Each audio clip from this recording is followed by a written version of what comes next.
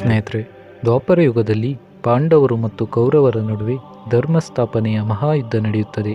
ಅಧರ್ಮ ಎಷ್ಟೇ ದೊಡ್ಡದಿದ್ದರೂ ಅದರ ಮಿತಿ ಮೀರಿದಾಗ ನಾಶವಾಗಿ ಹೋಗುತ್ತದೆ ಎಂಬಂತೆ ಕೌರವರ ಸೈನ್ಯವು ಈ ಯುದ್ಧದಲ್ಲಿ ಮಣ್ಣು ಮುಕ್ಕುತ್ತದೆ. ಮಹಾಭಾರತ ಯುದ್ಧದಲ್ಲಿ ಕೌರವರ ಸೈನ್ಯದಲ್ಲಿದ್ದ ಮಹಾರಥಿಗಳಾದ ಮಹಾಮಹಿಮ ಭೀಷ್ಮ, ದ್ರೋಣಾಚಾರ್ಯರು, ಕರ್ಣ, ದುರ್ಯೋಧನ ಹೀಗೆ ಹಲವಾರು ಮಹಾವೀರರು ತಮ್ಮ ಪ್ರಾಣವನ್ನು ಬಿಡ್ತಾರೆ. ಧರ್ಮಪಾಲನೆಯನ್ನು ಮಾಡಿದ ಪಾಂಡವರು ಈ ಯುದ್ಧದಲ್ಲಿ ಗೆಲ್ತಾರೆ.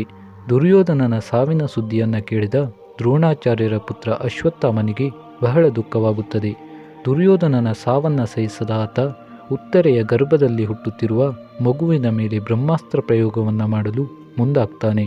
ಉತ್ತರೆ ಅಭಿಮನ್ಯುವಿನ ಹೆಂಡತಿ. ಇಲ್ಲಿ ಅಶ್ವತ್ಥಾಮ ಬ್ರಹ್ಮಾಸ್ತ್ರ ಪ್ರಯೋಗವನ್ನು ಉತ್ತರೆಯ ಗರ್ಭದ ಮೇಲೆಯೇ ಮಾಡಲು ಕಾರಣ, ಪ್ರಸ್ತುತದಲ್ಲಿ ಪಾಂಡವರ ವಂಶದಲ್ಲಿ ಉತ್ತರೆಯ ಗರ್ಭದಲ್ಲಿ ಹುಟ್ಟುತ್ತಿರುವ ಮಗು ಪಾಂಡವರ ಕೊನೆಯ ಕುಡಿಯಾಗಿದೆ. ಆ ಮಗುವನ್ನೇ ಸಾಯಿಸಿದರೆ ಮುಂದೆ ಪಾಂಡವರ ವಂಶವನ್ನು ಚಿವುಟಿ ಹಾಕಿದಂತೆ ಎಂಬ ಉದ್ದೇಶದಿಂದ ಅಶ್ವತ್ಥಾಮ ಬಾಣ ಪ್ರಯೋಗವನ್ನು ಮಾಡ್ತಾನೆ. ಆದರೆ ಜಗತ್ರಕ್ಷಕ ಭಗವಂತ ವಾಸುದೇವ ಗದಾಧಾರೆಯಾಗಿ ಉತ್ತರೆಯ ರಕ್ಷಣೆಗೆ ನಿಂತು ಆಕೆಯ ಗರ್ಭದಲ್ಲಿ ಹುಟ್ಟುತ್ತಿರುವ ಮಗುವನ್ನು ರಕ್ಷಣೆ ಮಾಡ್ತಾನೆ. ಮುಂದಿನ ದಿನಗಳಲ್ಲಿ ಪಾಂಡವರು ತಮ್ಮ ಕರ್ತವ್ಯವನ್ನು ಮುಗಿಸಿ ದೇಹತ್ಯಾಗವನ್ನು ಮಾಡ್ತಾರೆ. ಹಾಗೆಯೇ ಭಗವಂತ ಕೃಷ್ಣನು ಕೂಡ ತನ್ನ ಅವತಾರವನ್ನು ಮುಗಿಸಿ ವೈಕುಂಠಕ್ಕೆ ತೆರಳುತ್ತಾನೆ. ಅಭಿಮನ್ಯುವಿನ ಹೆಂಡತಿ ಉತ್ತರೆ ಒಂದು ಗಂಡು ಮಗುವಿಗೆ ಜನ್ಮವನ್ನು ನೀಡ್ತಾಳೆ. ಆತನೇ ಪರೀಕ್ಷಿತ್ ಮಹಾರಾಜ. ಈ ಪರೀಕ್ಷಿತ್ ಮಹಾರಾಜ ಒಬ್ಬ ಧರ್ಮಿಷ್ಠ, ಧರ್ಮಜ್ಞಾನಿ ಹಾಗೂ ಮಹಾಪರಾಕ್ರಮಿ ರಾಜನಾಗಿದ್ದ. ಸ್ನೇಹಿತರೆ, ಕಲಿಯುಗದ ಆರಂಭಕ್ಕೆ ಈ ಕಥೆಯೂ ಕೂಡ ಒಂದು ಆಧಾರವಾಗಿದೆ.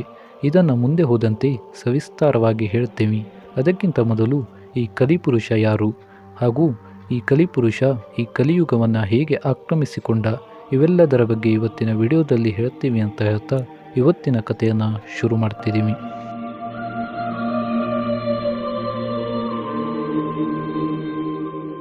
ಸ್ನೇಹಿತರೆ, ಕಲಿಪುರುಷ ಕ್ರೋಧ ಹಾಗೂ ಹಿಂಸೆಯ ಮಗ ಹಾಗೂ ಅಧರ್ಮ ಮತ್ತು ಅವಿನೀತಿಗೆ ಮರಿಮೊಮ್ಮಗ. ಈ ಅಧರ್ಮ ಎನ್ನುವವನು ಸಾಕ್ಷಾತ್ ಬ್ರಹ್ಮದೇವರ ಪುತ್ರ. ಕಲಿಪುರುಷನ ಹೆಂಡತಿ ದರಿದ್ರ ದೇವತೆ. ಈ ದರಿದ್ರ ದೇವತೆ ಸಾಕ್ಷಾತ್ ಮಹಾಲಕ್ಷ್ಮಿಯ ಸಹೋದರಿ. ಇನ್ನು ಕಲಿಪುರುಷ ಒಬ್ಬ ಮಾಯಾವಿ ರಾಕ್ಷಸನಾಗಿದ್ದ. ಆತ ಯಾರ ದೇಹದಲ್ಲಾದರೂ ಅಥವಾ ಯಾವ ವಸ್ತುವಿನಲ್ಲಾದರೂ ಅಡಗಿ ಕೂರಬಲ್ಲ ಸಾಮರ್ಥ್ಯವನ್ನು ಹೊಂದಿದ್ದ. ದೇವಲೋಕದಲ್ಲಿ ದೇವತೆಗಳಿಗೂ ಹಾಗೂ ರಾಕ್ಷಸರಿಗೂ ಯುದ್ಧಗಳು ಸಂಭವಿಸುತ್ತಿದ್ದವು. ರಾಕ್ಷಸರ ತತ್ಕ್ಷಣದ ದಾಳಿಯಿಂದ ಬೇಸತ್ತ ದೇವತೆಗಳು ಭಗವಂತ ವಿಷ್ಣುವಿನಲ್ಲಿ ಒಂದು ಮೊರೆಯನ್ನು ಇಡ್ತಾರೆ. ಈ ರಾಕ್ಷಸರ ದಾಳಿಯಿಂದ ನಮಗೆ ಯಾವಾಗ ಬೇಕಾದರೂ ಹಾನಿಯಾಗಬಹುದು. ಹಾಗಾಗಿ ನಾವು ಚಿರಂಜೀವಿಯಾಗಲು ಏನಾದರೂ ಉಪಾಯವನ್ನು ತೋರಬೇಕೆಂದು ಭಗವಂತನಲ್ಲಿ ಶರಣಾಗ್ತಾರೆ. ಆಗ ಭಗವಂತನು ಸಮುದ್ರ ಮಂಥನವನ್ನು ಮಾಡಲು ಸೂಚಿಸ್ತಾನೆ. ಭಗವಂತ ನಾರಾಯಣನ ಇಚ್ಛೆಯಂತೆ ದೇವತೆಗಳು ಹಾಗೂ ರಾಕ್ಷಸರು ಸಮುದ್ರ ಮಂಥನವನ್ನು ಮಾಡ್ತಾರೆ.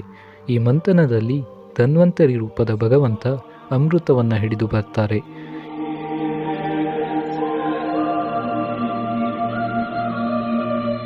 ಈ ಅಮೃತ ಯಾವ ರಾಕ್ಷಸರಿಗೂ ಸಿಗಬಾರದೆಂದು ಮೋಹಿನಿ ರೂಪದಲ್ಲಿದ್ದ ಭಗವಂತ ಎಲ್ಲ ರಾಕ್ಷಸರನ್ನು ವಧೆ ಮಾಡ್ತಾನೆ. ರಾಕ್ಷಸರ ಗುಂಪಿನಲ್ಲಿ ಕಲಿಪುರುಷನು ಕೂಡ ಇರ್ತಾನೆ. ಆದರೆ ಆತ ಮಾಯಾವಿ ಹಾಗೂ ಯಾರ ಮನಸ್ಸಿನಲ್ಲಿ ಬೇಕಾದರೂ ಪ್ರವೇಶಿಸಬಲ್ಲ ಶಕ್ತಿ ಇದ್ದರಿಂದ ಅಂದಿನ ದಿನ ಕಲಿಪುರುಷ ವಿಷ್ಣುವಿನಿಂದ ತಪ್ಪಿಸಿಕೊಳ್ತಾನೆ. ಅಂದಿನಿಂದ ದ್ವಾಪರ ಯುಗದವರೆಗೂ ಸರಿಯಾದ ಸಮಯಕ್ಕಾಗಿ ಕಲಿಪುರುಷ ಕಾಯ್ತಾ ಇದ್ದ. ಹಿಂದೆ ಹೇಳಿರುವಂತೆ ದ್ವಾಪರ ಯುಗದ ಅಂತ್ಯದಲ್ಲಿ ಭಗವಂತ ಶ್ರೀಕೃಷ್ಣ ತನ್ನ ಅವತಾರವನ್ನು ಮುಗಿಸಿದ್ದ ಹಾಗೂ ಪಾಂಡವರು ಪರೀಕ್ಷಿತ್ ರಾಜನಿಗೆ ಪಟ್ಟವನ್ನು ಕಟ್ಟಿ ಉತ್ತಮ ಲೋಕಕ್ಕೆ ಪ್ರಯಾಣವನ್ನು ಬೆಳೆಸಿದ್ದರು. ಒಮ್ಮೆ ಒಂದು ದಿನ ಸರಸ್ವತಿ ನದಿಯ ದಂಡೆಯ ಮೇಲೆ ಹಸುವಿನ ರೂಪದಲ್ಲಿದ್ದ ಭೂದೇವಿಯು ಕಣ್ಣೀರನ್ನು ಹಾಕುತ್ತಿದ್ದಳು.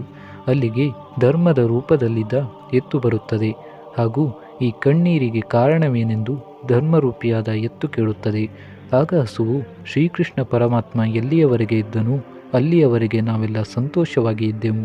ಆದರೆ ಈಗ ಆ ಸೌಭಾಗ್ಯವನ್ನು ನಾವು ಕಳೆದುಕೊಂಡಿದ್ದೇವೆ ಎಂದು ಹೇಳುತ್ತದೆ. ಅಷ್ಟರಲ್ಲಿಯೇ ಕಲಿಪುರುಷ ಅಲ್ಲಿಗೆ ಬರ್ತಾನೆ. ಇವರಿಬ್ಬರ ಸಂಭಾಷಣೆಯನ್ನು ಕೇಳಿ ಆತನಿಗೆ ತುಂಬ ಕೋಪ ಬರುತ್ತದೆ.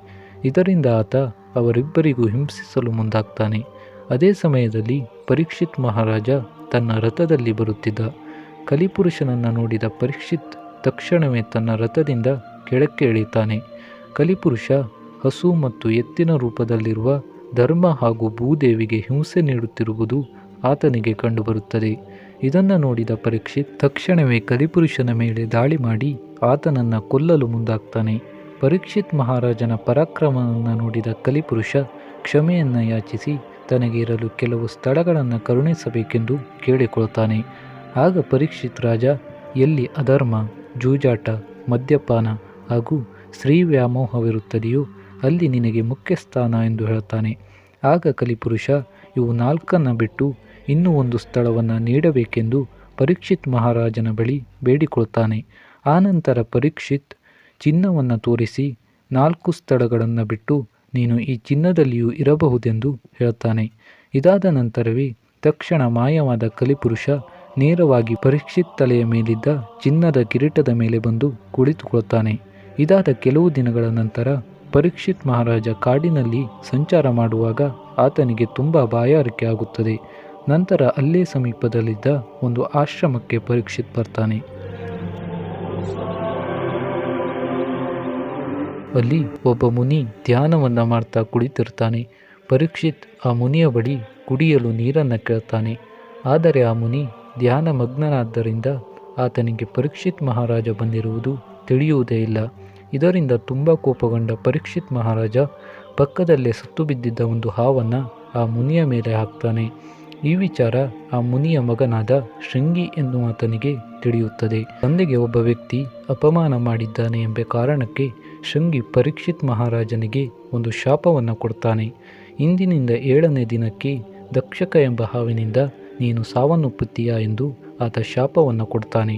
ಶಾಪದಂತೆಯೇ 7ನೆಯ ದಿನ ಪರೀಕ್ಷಿತ್ ಮಹಾರಾಜ ದಕ್ಷಕ ಎನ್ನುವಂತಹ ಹಾವಿನ ಕಡಿತದಿಂದ ತನ್ನ ಪ್ರಾಣವನ್ನು ತ್ಯಾಗ ಮಾಡ್ತಾನೆ. ಅಂದಿನಿಂದ ಕಲಿಪುರುಷನಿಗೆ ಭೂಮಿಯ ಮೇಲೆ ಆತನನ್ನು ಎದುರಿಸಬಲ್ಲ ಯಾವ ಶತ್ರುವು ಇಲ್ಲದಂತಾಯಿತು. ಹಾಗೆಯೇ ದ್ವಾಪರಯುಗ ಅಂತ್ಯವಾಗಿ ಕಲಿಯುಗವು ಪ್ರಾರಂಭವಾಗುತ್ತದೆ. ಸ್ನೇಹಿತರೆ, ಕಲಿಪುರುಷ ನಮ್ಮ ಸುತ್ತಮುತ್ತಲಿನಲ್ಲಿಯೇ ಇದ್ದಾನೆ. ಎಲ್ಲಿ ಅಧರ್ಮ, ಜೂಜಾಟ, ಮದ್ಯಪಾನ, ಸ್ತ್ರೀಯರ ವ್ಯಾಮೋಹ ಇವೆಲ್ಲ ಇದೆಯೋ ಅಲ್ಲೆಲ್ಲ ಕಲಿಪುರುಷ ತನ್ನ ಆಧಿಪತ್ಯವನ್ನು ಸಾಧಿಸಿರ್ತಾನೆ. ಭೂಮಿಯ ಮೇಲೆ ಯಾವಾಗ ಇವುಗಳೆಲ್ಲ ಹೆಚ್ಚಾಗಿ ಧರ್ಮ ನಾಶವಾಗುವ ಹಂತ ಬರುತ್ತದೆಯೋ ಆಗ ಸ್ವತಃ ಭಗವಂತನೇ ಕಲ್ಕಿ ಅವತಾರವನ್ನು ತಾಳಿ ಅಧರ್ಮಿಗಳನ್ನು ನಾಶ ಮಾಡಿ ಧರ್ಮ ಸ್ಥಾಪನೆಯನ್ನು ಮಾಡ್ತಾನೆ. ಸ್ನೇಹಿತರೆ, ಇದಾಗಿತ್ತು ಇವತ್ತಿನ ವಿಡಿಯೋ ಅಂತ ಹೇಳ್ತಾ, ಇಂಥದ್ದೇ ಆಸಕ್ತಿಕರ ವಿಡಿಯೋಗಳು ನಿಮಗೆ ಸಿಗಬೇಕು ಅಂತಾದರೆ ನಮ್ಮ ಚಾನಲನ್ನು ಸಬ್ಸ್ಕ್ರೈಬ್ ಮಾಡಿಕೊಡಿ, ಹಾಗೆಯೇ ಸಪೋರ್ಟ್ ಮಾಡಿ ಅಂತ ಹೇಳ್ತಾ ಇವತ್ತಿನ ಕಥೆಯನ್ನು ಮುಗಿಸ್ತಾ ಇದ್ದೇವೆ. ಧನ್ಯವಾದಗಳು.